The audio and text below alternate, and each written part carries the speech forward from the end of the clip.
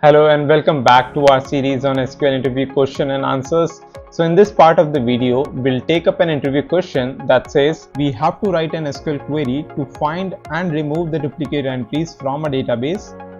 Now this question is somewhat similar to what I have covered already in the previous part of the video, but if you see there is a slight difference in the scenario. So we still have the duplicate entries, but in this scenario we have all the columns inside our duplicate entries as duplicated values. So when I say this, what I mean is, if you see on the left hand side we have a table EMP, which is the employee table, and if you see there are 4 entries inside this table, and inside these 4 entries we have 2 entries for Aviral, that is we have a duplicated entry for Aviral. Now in this duplicated entry you see the value for column employee ID, name, age and salary all are same as to the original entry.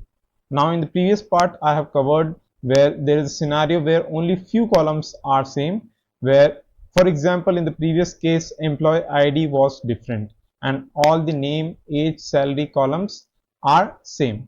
So in this part we'll cover this type of problem where all the columns have same values in the duplicate entries. Okay, so let's jump on to our MySQL workbench.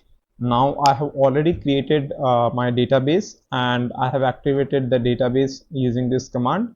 Now in this database I'll create my table EMP containing the 4 columns and their respective data types, and once I run this my table is created. Then I'll insert these 4 values inside my table.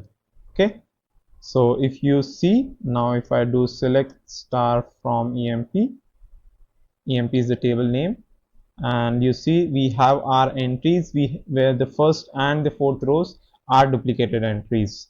All right, so now we are good to go. Now we have to remove these duplicate entries, and let's see how we can do this. So in this video I'll cover 2 methods. In the first method I'll show you how we can use the distinct keyword in the SQL to remove the duplicated entries and fetch those unique values. Once we have those unique values, we can then either store it in a new table or in the original table itself. All right, and the second method I'll show you how we can add a temporary column which contains unique values even for the duplicated entries, and once we add that column it becomes a scenario where only few columns are duplicated, which is same as that we have covered in the previous part of the video. Now I'll show you in brief how we can solve that part as well. If you want to cover the detailed part of it, you can just watch the previous part of that video. All right, so starting with the first method, if I just do select star from EMP and run it, again it will just show me all the entries, but there is a keyword in SQL which is the distinct keyword that we can use on any particular column. Now since in this particular case all columns are duplicated, if I just do distinct on all of the columns, it will give me only the columns, only the rows which are unique. All right, in that way we have simply removed the duplicate entries. But remember, this is just a view and not a final table. So in order to change something in the table, we have to do something else as well. All right, so what I can do is I can create a backup table. So for that I can use create table command and I'll name it employee backup, as whatever the output of this query will be stored in this table directly. Now if I just run this, you see our table is created, and if I just do select star from EMP backup and run this query, so we have all the unique entries inside our new table.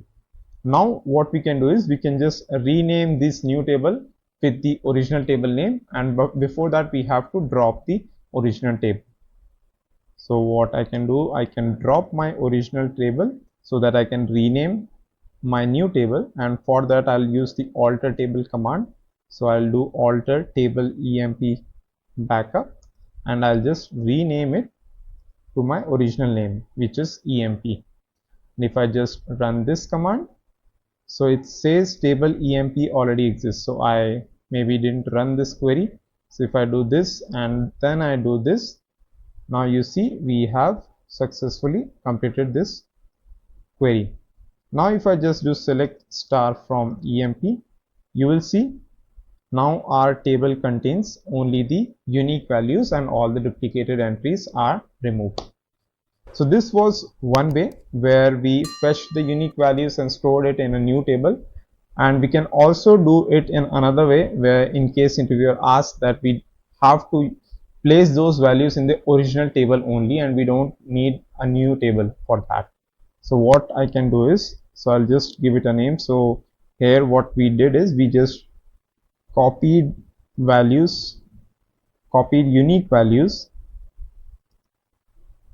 in backup table and then we renamed it. Okay, what if I have to replace the values in the original table? Okay, so for that I'll do first and foremost I'll just create my backup table. So that's the same step as in before. Now what I'll do is I have a backup table containing the unique values. I can just delete all the data from my original table first and then I can just pick that data from the backup table and put it in my original table. So for deleting all the data at once, we can use truncate command. So I can do truncate table emp. What it will do, it will just delete all the data from my original table. Just to show you, if I do select star from emp, it will not contain any data. It will only contain the structure of the table. So the structure is maintained with the truncate command. And okay, now we have our empty table. I can just pick the data and put it into into the original table. So for that I'll use insert into command, insert into emp, and what I have to insert, I have to insert everything from my backup table into my emp, which is the original table. Okay, so this has also been successfully executed. Now if I just do select star from emp, you'll see my original table contains only the unique values. Okay, so this is the second method of doing that. So this was all the first method that we showed. Using the distinct keyword, we fetched the unique values and then we either put them into the new table or we replace them into the original table itself. That depends on your interviewer. Now coming on to the second method, in this method I'll add a new column to my table. All right, so if I do select star from emp, if you see we don't have any duplicate entry right now. So in order to add a duplicate entry, I'll just run this command where it will just insert a new row containing the duplicate entry. All right, now if I just do select star from emp, you see now we have the duplicate entry in our last row. Okay, so now we have to add a new column. So for that, what I can do is I can use alter table command again, emp, then I do add column and then the name of the column. So I just do row num. So it's basically a column containing the numbers for each row. So that's why I'm giving it a name row num. And so the data type of this would be integer and there is a constraint for auto increment. So what this constraint does is if there is no value inside that particular column, it will just do an auto increment from 1 till whatever the number of rows we have. Okay, and then I have to add a unique constraint in MySQL so that it contains only the unique values. All right, so now I think it's fine. So if I just run this query and if I just show you everything from the emp table, you see we have a new column which is the row num, and now it contains different entries for even for the duplicate rows. Now if you see for the first and the last row, not all the columns are duplicated. So there is a column row num which is not duplicated in the duplicate entries, and that's the case that I have covered in the previous part of the series. So maybe if you want to see how we can solve these type of problems in detail, then you can watch that part of the video. In this part of the video, maybe I'll take just one method that I'll already covered in the previous part to show you how is it done when we have an additional column which is not duplicated. All right, so for that, let me just do select star from emp, or let me just remove this first. Okay, we had this query, and now from here I'll do select star from EMP. Now what I want to do is I want to group by my columns that are repeated. So I'll just do group by employee ID, name. So I'm using all the columns that are repeated just to be on a safer side. So for example, if I'm grouping by all these 4 columns, they actually act as a combined unit, and if there is an repetition in this particular set of columns, it will be grouped in one group. All right, now in that group, what I need to do is whenever this group is created, I need to select the minimum of the row num. Okay, so if I just do this, so what it will do is, if I just say, let's say for the Aviral, the group is for the first and fourth row, and the column value for row num is 1 and 4. Now since I need to group them, it will just use this particular aggregate function, which selects the minimum of these 2 row num, and it will give me 1 as the output. Okay, so if I just run this, you see it says minimum row num for Aviral is 1, and 2 and 3 is for Arohi and James. Maybe I can just show you the other columns as well so that it gets clear.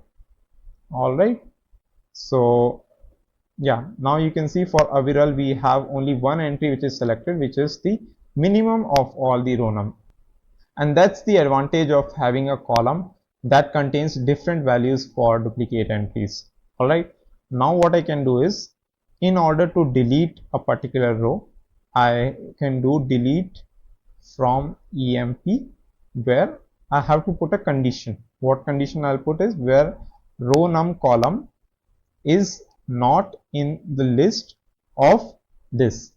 Okay, so it will check for this list. If there is a row num value which is not in this list, that means that's a duplicate value, and that should be deleted.